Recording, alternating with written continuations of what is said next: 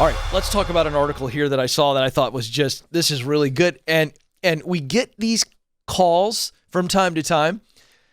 And it's rare that I will take an article like this that is opinion-based, not data-based, and share it. But I thought it was spot on. It's written by Leanne Davey, Harvard Business Review. What do you do if your boss doesn't like you?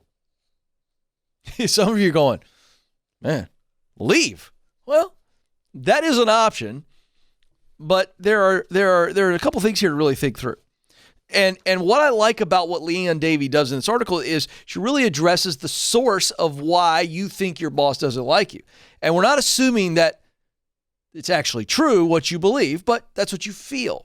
All right, more on that in a moment. So the first thing is trust. If trust is the problem, and I believe that trust is really at the core of this feeling if you feel like your boss doesn't like you.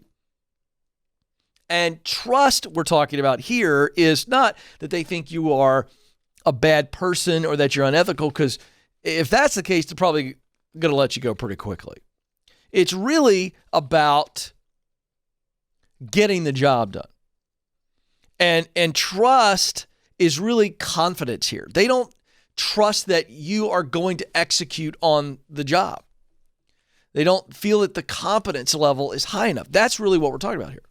And so if that's the case, you start by clarifying their expectations. Now, I talk about this on the show all the time. The key to getting promoted is to A, know your role, being clear. B, accepting your role. That's attitude. C, maximizing your role. That's effort. So I talk about this all the time. So let's go back to that first point. That's what she's saying here. You've got to make sure that you and your leader have the same expectations. Are you clear? She's done a bunch of research on this and has found that a lot of times the issue is that the leader hasn't made themselves clear to the worker what is clearly expected. So this is poor leadership, and poor leadership exists everywhere. So you have got to make sure that you lead your leader by simply going to them and going, hey, I want to make sure that we are on the same page as it relates to expectations. So once you feel that you are clear on expectations, you need an all-out effort to show them that you are, in fact, competent enough to do the job, and they can then rely on you. That's when trust comes back. And then the second issue, connection. If you and your boss don't feel a natural connection, if your boss doesn't have a connection with you, you're going to see it pretty easily. The first is body language, eye contact. This is from communication expert Nick Morgan.